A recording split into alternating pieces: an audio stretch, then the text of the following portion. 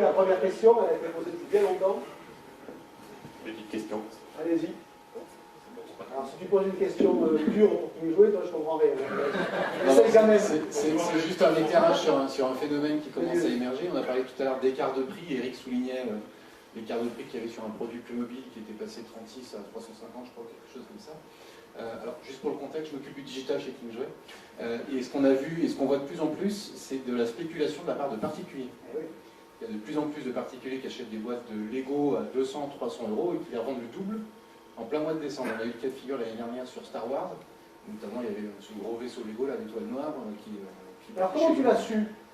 Enfin, comment tu as acquis la conviction que c'était, en gros, des spéculateurs, comme pendant un temps, on avait des spéculateurs sur les premiers grands coups de la Céduelle qui achetaient les forts et qui revendaient, mais il ne faut pas juste le sentir, il faut en être certain. Il y a une petite anecdote, justement, qui est arrivée fin 2015, pour la sortie de Star Wars. J'ai eu un appel de l'entrepôt qui m'a dit, je pense qu'on a un problème, on a l'étoile noire, donc qui vaut 450 euros prix public. On vient d'en préparer 60. D'un coup. D'un coup. Et on pense qu'il y a un problème. Donc j'ai regardé l'informatique. Une famille nombreuse. Et j'ai vu effectivement toute une palanquée de clients, certains qui en prenaient 2, qui en prenaient 3, qui en prenaient 4. Et je lui ai dit non, il n'y a pas de problème, c'est effectivement des produits qu'on a vendus. C'était une semaine avant la sortie du film. Le lendemain, le produit avait déjà pris 200 euros sur Amazon. Nous, on n'en avait plus. Plus personne n'en avait. On les a vendus parce qu'on était les moins chers du marché. Et le lendemain, il a pris 200 euros. Donc ça, c'est un phénomène qu'on a détecté à ce moment-là. Et on voit que lors d'opérations commerciales qu'on peut mettre en place, sur Lego en particulier, parce qu'il y a beaucoup de spéculation là-dessus, des opérations où on fait le deuxième à moins 50, ou des promotions, etc. On voit clairement ressortir des clients opportunistes qui font des volumes sur ces produits pour derrière faire de la spéculation. Voilà, c'était juste pour apporter un éclairage qui peut être intéressant. Ils les revendent sur des sites transactionnels C2C ou ils créent des petites copies pour vendre sur des marketplaces? Alors ça va du Bon Coin à Amazon, okay. Cdiscount. Ah, parce que n'importe qui ne peut pas vendre sur Amazon. Tu ne peux pas être... Si, maintenant? Sans avoir un registre du commerce. Sur la FNAC, on peut. D'accord. Je ne savais pas, tu vois, pour être honnête. Donc voilà, ça, en fait, je peux le faire pas que sur le Bon Coin. Et comment vous tentez, parce que le constat, il est à la fois inquiétant et intéressant, mais c'est surtout comment vous tentez de gérer ça, parce qu'au final, ce ne sont pas vos vrais clients, ceux-là. Ok, ils vous les ont payés, mais c'est comme le mec qui vient dévaliser la foire au vin le premier jour sur les meilleurs crus, c'est pas le client du magasin, en fait. Et en général, on essaie de les filtrer. La question, c'est est-ce qu'on peut le montrer? Est-ce qu'on peut empêcher un client? Merci de t'auto-poser la question. Voilà, moi, tu veux que j'y réponde ou tu vas le faire? On ne peut pas.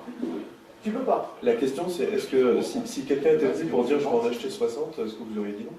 Pardon? Si quelqu'un était venu pour dire je vais en acheter 60, je vous préviens, je la revends à 400, est-ce que vous auriez dit non? Il est vraiment con, celui qui dit ça déjà. Est-ce que vous auriez dit non? Après, ça revient à la spéculation et à la variation des prix, où il faut être en capacité d'anticiper ces phénomènes plutôt que de les subir. Ce qu'aujourd'hui, clairement, on ne fait pas, vu la multitude de références qu'il peut y avoir. Voilà, donc c'est pour... Oui, ça j'imagine, pour savoir. Vas-y. Il y a des sites, j'ai un ami qui fait exactement ce que tu veux. Tu me donneras son nom? En fait, c'est lui, mais c'est... Pardon? Il a une pièce entière chez lui, il a des boîtes de Lego où il fait de la spéculation dessus. Donc il achète en masse et il revend ensuite sur des marketplaces. Et il sert en fait de place de marché, enfin il y a des sites dédiés au trading de Lego. Voilà, qui vont fixer les cours des boîtes avec l'évolution des cours de telle boîte à telle heure. Voilà, il y a des sites dédiés à ça. Et donc, encore une fois, comme le vin, hein. Exactement comme le vin. L'évolution du cours des marchés sur ces boîtes-là, en fait, en justement faisant de la veille pour suivre, voilà, est-ce que la boîte va monter, descendre et anticiper justement potentiellement des ventes qui pourraient être faites. C'est une question très politique, je ne sais pas si toi du coup pour l'enseigne, mais si... oui, non mais attends, tu peux avoir envie de... Hein, je sais jamais. Non, sérieusement, si vous savez de même que l'étoile noire, machin, je ne sais même pas ce que c'était, peu importe, on ne peut pas connaître tous les produits du monde, vaut sur le marché noir, gris, parallèle, tu l'appelles comme tu veux, 200 euros, enfin 600 euros alors que là tu la vends 400, quelle position vous adoptez sur votre propre pricing sur ce produit-là? Alors, sans casser tout l'intérêt de l'échange, je pense qu'on parle de quelque chose qui est epsilonesque. Donc aujourd'hui, la réussite du site Kingsway, ça ne porte pas sur ça. Bon, maintenant, pour nous, peut-être d'or, hein, mais aujourd'hui, ça n'a pas d'effet direct sur le positionnement de prix. Le positionnement de prix est plutôt lié à ce que font nos autres concurrents spécialistes. Voilà. Donc pas un prix de marché au sens un prix de revente. Un prix de marché au sens des concurrents. C'est ça, c'est que, voilà, on considère que c'est pas ça le prix de marché.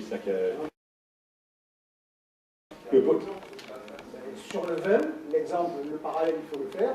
Vous avez, quand les enseignes ont acheté en primeur et qu'elles revendent en foire au vin 2 ans après, elles ont une question, alors maintenant, il y a moins de spéculation, elles se la posent moins, elles ont une question existentielle tous les ans à la même époque, c'est est-ce que je vends à prix d'achat plus ma marge brute de vin si je considère que c'est ma marge brute, ou est-ce que je vends à, je regarde le prix de marché, il y a un prix de place qui est fixé de la même manière, sur lequel il y a de la transaction, et je le vends à ce prix-là, parce que de toute façon, ça finira par partir.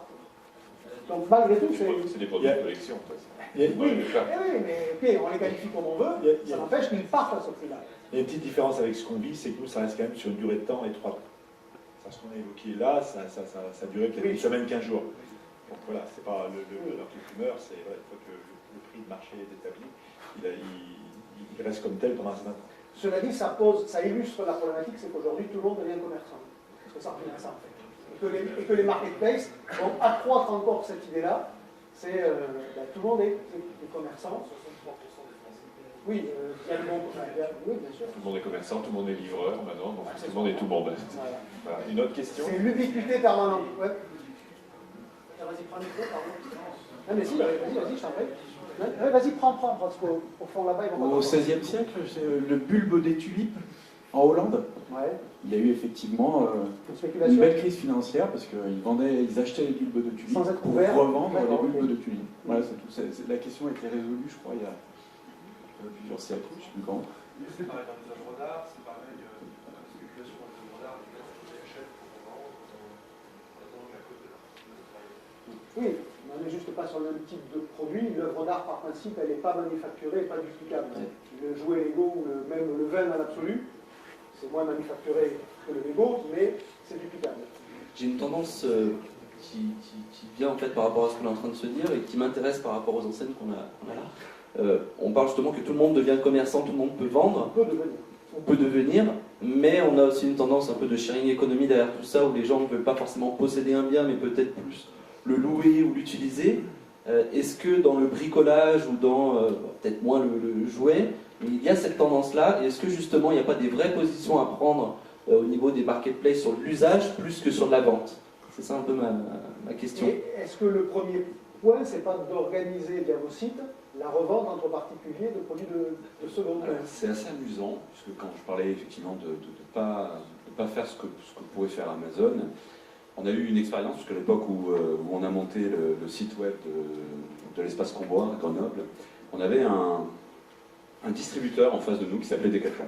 Et donc j'ai passé quelques temps sur ce magasin-là. Et pendant le temps où j'étais sur le magasin, il y avait un petit truc qui s'appelait le Trocathlon, qui s'est monté juste en face. Donc moi j'adore les synergies, j'adore échanger avec les autres distributeurs. Et on a commencé à échanger avec le directeur de magasin, et j'ai dit alors, est-ce que tu penses qu'il pourrait y avoir une opportunité d'ouvrir un bricotroc, ce qu'on l'appelle maintenant comme ça. Donc on a échangé ensemble, on a mutualisé les coûts, donc c'est-à-dire que les infrastructures, c'est des chapiteaux, on les a montés ensemble, la sécurité, on l'a assurée ensemble, et donc on a monté en même temps que lui, dans les mêmes dates, on a communiqué sur les 2 panels de clients en même temps, et on a créé un espace de troc au sein de nos magasins. Et finalement, ça a été assez exceptionnel, surtout sur l'ouverture. C'est-à-dire que ce qu'on a du mal à faire aujourd'hui, alors vous allez me détester, mesdames, c'est que les outils, c'est un petit peu comme les chaussures des femmes. C'est-à-dire que les hommes ont énormément de mal à revendre leurs outils. On a l'impression que c'est vraiment quelque chose qui leur appartient, et donc ils pourraient en avoir plein dans leur garage qu'ils n'utilisent pas. Et pourtant, eh ben, ils ne les revendent pas. Donc, c'est-à-dire que... Ça doit être mon côté féminin, parce que je ne suis pas du tout. Il faut demander aux dames combien elles ont de paires de chaussures dans leur placard et de savoir combien de fois elles les utilisent. Donc, aujourd'hui, c'est pareil, dans le bricolage... Le malheureux, où est-ce qu'il va, là? Je m'engage. Ouais, non, mais j'aime bien, Ce que je veux te dire, c'est que dans un garage, tu as aujourd'hui beaucoup d'outils et le taux d'utilisation d'un outil électroportatif est très faible par rapport au fait de l'avoir en propriété. Donc on s'est trouvé un petit peu bloqué par ce système, c'est-à-dire qu'on avait beaucoup d'acheteurs, donc beaucoup de gens qui voulaient acheter, et pas assez d'offres. C'est-à-dire que le bricotroc, il fonctionnait pendant une semaine et on s'est fait dévaliser dès les premières 3 heures. Dès les premières 3 heures, il n'y avait plus de produits à l'intérieur. On l'a fait. Et on J'ai une continue. conviction là-dessus, c'est qu'à partir du moment où sur un marché le C2C existe, le commerçant doit se l'approprier, faute de quoi ça lui échappera. Si vous tapez Ikea sur le bon coin, là, au moment où on se parle, vous aurez plus de 100 000 réponses de produits qui sont vendus par des particuliers en revendiquant du fait que c'est la bibliothèque vide, Ikea, 3 niveaux, couleur blanche, ou je sais pas quoi. Et donc le jour où Ikea, pour bosser un peu avec eux, a pris conscience de ça, qu'est-ce qu'ils ont fait? Le coin de la trouvaille, la bonne trouvaille, et ils ont repris des vieux meubles contre des bons d'achat, parce qu'au moins, à défaut de subir un phénomène, ils vont feindre de l'organiser. Et ça, c'est une règle de vie. C'est la même chose aujourd'hui. Quelque chose, il faut faire semblant de l'organiser. C'est également pour moi un échec, mais bon, on apprend tous les échecs. C'est pareil, on a beaucoup de sites de bricolage, de vente privée de bricolage, et c'est dommage parce qu'on a une relation particulière avec nos fournisseurs et on aurait été certainement les premiers à pouvoir le faire. Et on s'est dit que ce n'était pas notre métier. Et à partir du moment où un phénomène commercial existe, les commerçants en place n'ont d'autre choix que de s'approprier. Sinon, ils le subissent. Ça, c'est vraiment. Mais après, on peut considérer, oui, mais c'est pas mon métier. Voilà. Et pour autant, si le client est ce qu'il est, c'est à vous de changer. Et voilà. Et puis on se dit que tout ce chiffre d'affaires, c'est plus nous qui l'avons. Voilà. Autre question, remarque? Ou un petit mot de la fin, parce que je pense. Voilà, allez, tiens, allez. Du coup, comme il avait levé la main, on lui donne quand même. Voilà.